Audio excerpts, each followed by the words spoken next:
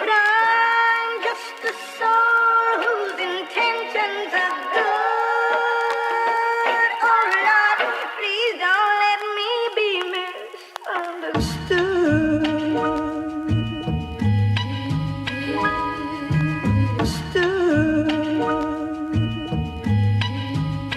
What is film noir?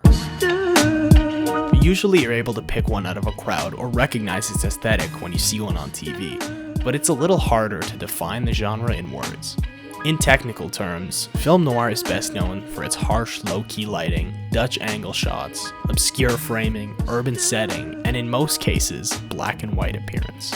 There are examples of noir films that use color films such as Vertigo and Leave Her to Heaven, and more recent films that are inspired by the genre like The Dark Knight and Blade Runner 2049.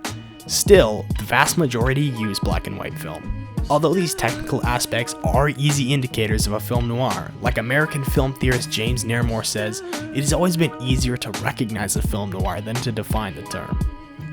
What defines the genre, like a tone or setting, is its themes and correlation to real life and often political events of the 1930s and 40s.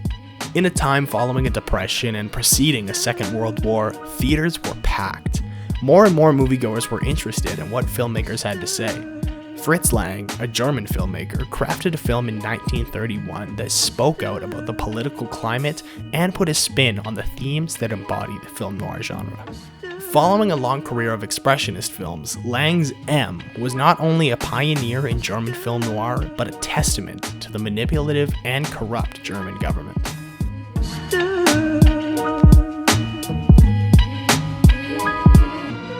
I should probably explain the plot of the film. An unknown killer of girls, Hans Beckert, roams Germany's streets trying to find his next targets to bribe and kill. It's messed up.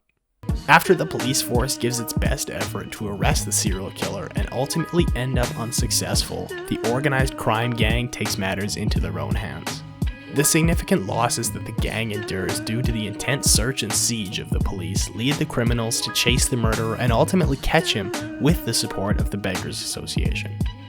Fritz Lang was one of the pioneers in the German Expressionist movement with his hugely successful film Metropolis. Expressionism is a genre that heavily influenced the coming of film noir. Popularized on the big screen after World War I, German Expressionism was a genre that visualized the country's collective anxiety through distorted and nightmarish imagery. The most noticeable visual aspects that Expressionism imparted on film noir are its deep, low-key lighting and shadows and its obscure, tilted camera angles. But Expressionism didn't just share its technical aspects. As Philip Hansen states, American film noir shares with German Expressionism its emphasis on subjective psychological states and its paranoia over authority as corrupt as the criminal world. This statement alone embodies the narrative of Fritz Lang's M. The one thing that instantly jumps out from the quote is the idea of paranoia over authority as corrupt as the criminal world. The protagonist in this film isn't one person, unlike more traditional film noirs with a lone wolf detective. It's the entire inner crime circle of this German town. There's no better way to explain authority as corrupt as the criminals than to have the criminals be the primary source of authority. It blends perfectly. M doesn't have a clear protagonist or the lone wolf that I mentioned earlier, and I think this is due to Germany's political climate at the time. According to James Nairmore, film noir originated in America, emerging out of a synthesis of hard-boiled fiction and German Expressionism. America was neutral regarding the events of World War II until December 1941 after the bombing of Pearl Harbor. By that time, America had already established the film noir genre. The neutral detective that sticks his neck out for no one is a typical character in most American film noirs. In my opinion, it's usually a representation of the US and its neutrality towards the war. So why is this important, you may be asking? M was made in Germany in the 1930s, which just so happens to be the same time frame that Hitler and the Nazi Party were coming into power. Lang, who was openly an anti-Nazi and who had Jewish heritage, was strictly against the Nazi Party to the point of denying an offer from the German Cinema Institute. It would make no sense for Lang to have a neutral protagonist in his story because nothing about Germany at the time was neutral. Lang gave the power back to the people in his film. He portrayed a government that couldn't solve the problem, but a group of people who could stand up and take matters into their own hands. The film's initial title was The Murderers Are Among Us, which further calls out the Nazis. Fritz Lang created this film to call out German politics, and they did not like that. Louis. There are two versions of this film. There's the original, created in 1931, which was Lang's first ever sound film. It used a voiceover narration, which was a brand new technology at the time. And then there is another rendition of the film that was spread in the late 1950s, which is referred to now as version X. In 1934, 3 years after the film's initial release, and 1 year after Hitler came to power, the original film was banned from German audiences and stored in a vault because the government hated it. According to Joseph Garnkars, is that how you say his name? According to Joseph Garnkars, the author of a paper detailing version X of the film, it is not known if the original material of the version under discussion was preserved. Even though the original version might not exist anymore, audiences did have what they thought was the original to watch for years. This version, version X, was highly censored and changed, all without Lang's permission.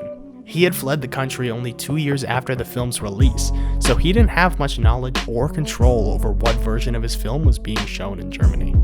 So why did they ban his film and what changes were made? The primary reason it got banned is because of how much it looked down on not only the government, but law enforcement as a whole. In a time where the economy was rough and people were already scared for their lives, the last thing the government would have wanted is a hugely popular film featuring a child murderer and portraying them as unable to protect their citizens.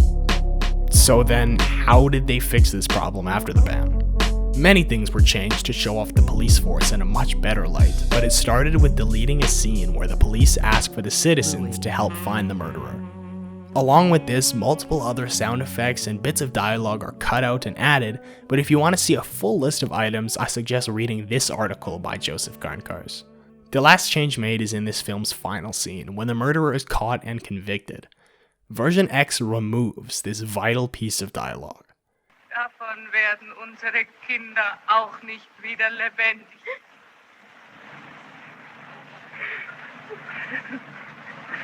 Man muss eben noch besser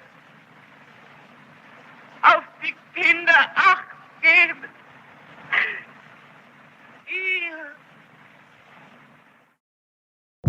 Fritz Lang's M was a hugely popular movie. It was even rated as especially valuable by the FBW in 1959.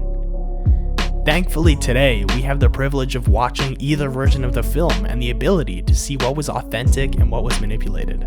It was a strong testament to the fragility of the German government and a beautifully crafted film noir story, but it was released in the wrong place and at the wrong time. Thanks for watching.